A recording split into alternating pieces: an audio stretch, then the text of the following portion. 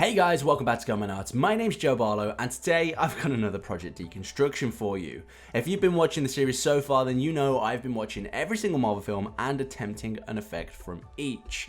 This week was the turn of Avengers Age of Ultron, and that of course is the introduction of Scarlet Witch and Quicksilver. I'll be attempting to recreate a Quicksilver effect in today's video. This video was of course released on my Instagram before I created the Project Deconstruction here on YouTube, so if you're not already following me there, then go ahead, link in the description. But if you've not seen it already, don't worry, here it is.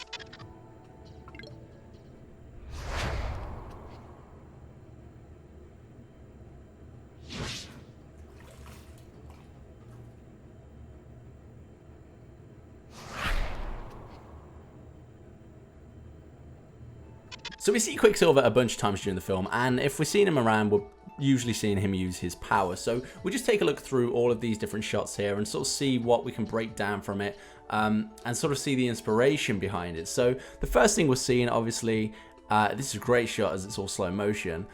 We see these sort of trails off of him. They're a little bit blue, they're a little bit white, and they're sort of disrupting the area around him. A lot of motion blur on Quicksilver himself. This is another great visual of it, sort of streaky, and it sort of smears to start with and then turns into sort of this sort of smoky trail. And it was something I was attempting to sort of copy in this. I paid more attention to sort of the distortion that it creates to the area around it. Obviously this is a nice metal steel beam here, but you'll see where Quicksilver's sort of past it, it's all disrupted. So that's something I made note of, as well as the blue trails and the smearing. These are all things I took into consideration when I recreated my shot. Let's just watch the end of this because it's hilarious. There we go. So let's move over into After Effects and see what I created. So here we are in After Effects. Now, to shoot this, I set up my tripod in the corner of my kitchen here, and I have myself going through 3 station positions. First one here, sitting, enjoying a nice cup of tea and going through my phone. Then running over to do some mopping, and finally jumping over to do the washing up before returning back to the seated position. That's just so it sort of loops a little bit nicer for Instagram. And then between these is where I added the visual effects. So if we just go to the original footage and have a watch through, we can see how we shot this exactly. So here's the original footage, and you'll notice I've got a time remap in, and that's so I move quicker towards the second position, from position 1 to position 2, and zip across the screen. Now if I just get rid of that a second, I'm sure that'll ruin a load of things. I need to remember to put that back on, but you'll just see I just sort of did it not even that quickly, not even that fast, and that's because I knew I was going to speed it up anyway, and I wanted the camera to capture as much data of me as possible so I could add echoes, little trails of myself in. And if I did just run across the screen, then I already would be motion blurred. It wouldn't have picked up a lot of information on me, and it probably wouldn't look as good. So it was something I made sure that when moving between these positions, I was moving at a speed that I could speed up later on and it would capture me. And here's that. So all I've done is add a time remapping. So up until this speed, I'm moving at a normal speed. Everything between I've sped up, and then I'm moving at a normal speed again.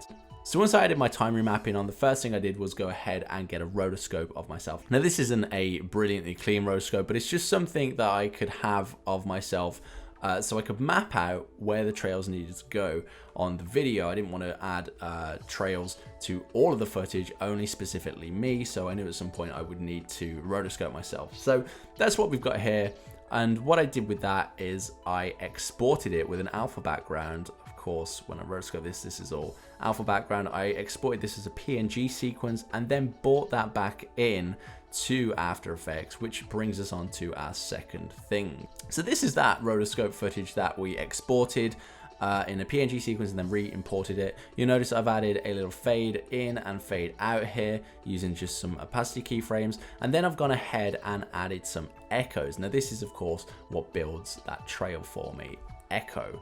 Once I add this on, you'll see that what it does is as I move out of the first position, it remains there. It's creating echoes of me, and I've delayed it in a way that it stays there for a bit, then follows me, and then by the time I've got the mop in my hand, it catches up with me and comes sort of all back into sync. And that's just the way Echo works. We'll just watch it with the effect on there.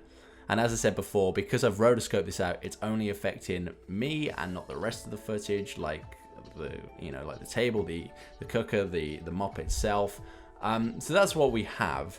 Now this doesn't look brilliant as far as a motion trail. So what I did was click this little button here, and then went ahead and clicked it again. And this thing here makes this effect look much better. We'll just let it fade in, and you'll see it sort of smears them together. And this was something I picked up from Quicksilver, watching the footage from the film.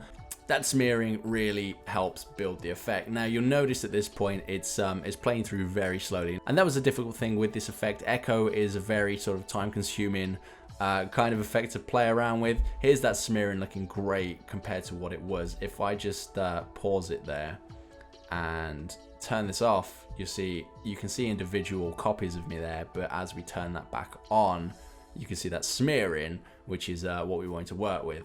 Now, the only other thing I did to this was add a curves, and that was to make it blue or bluish. As I mentioned from watching the footage back, it was kind of blue, so I wanted to make sure I kept that.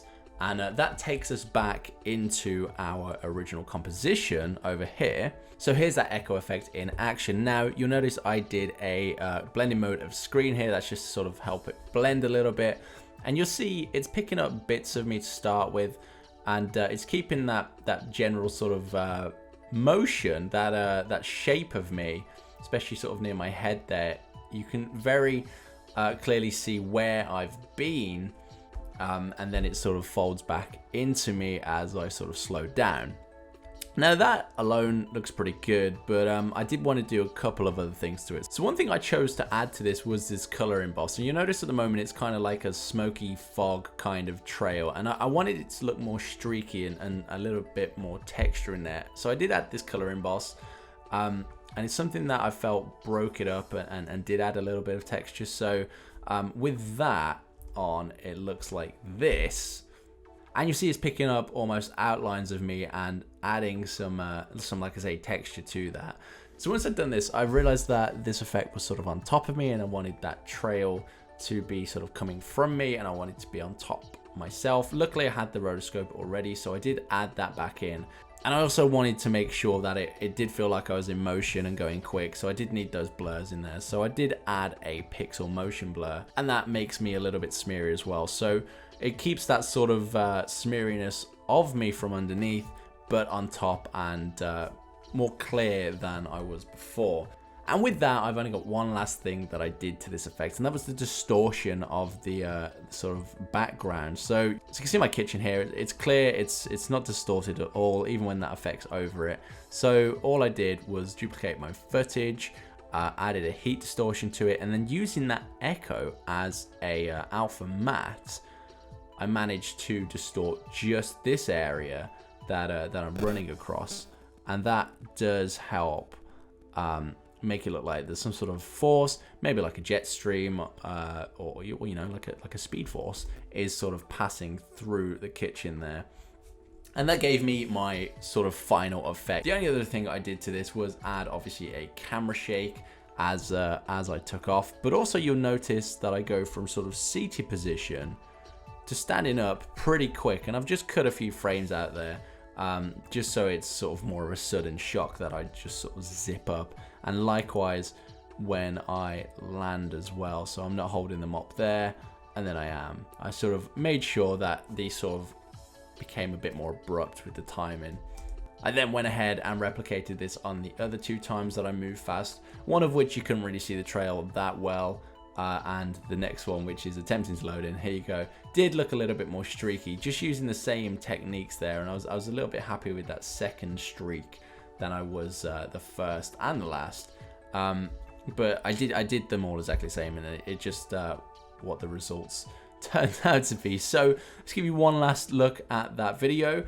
Here it is.